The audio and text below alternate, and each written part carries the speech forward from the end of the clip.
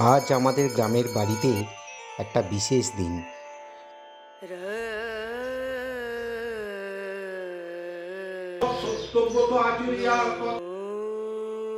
সময়ের অভাব, কর্মব্যস্ততা, এই নিত্য পুজোগুলো প্রায় উঠেই গেছে। কিন্তু এই পুজোগুলো নিয়ম নয়, এগুলো পরিবারের সুখ, শান্তি আর ভবিষ্যতের জন্য প্রার্থনা।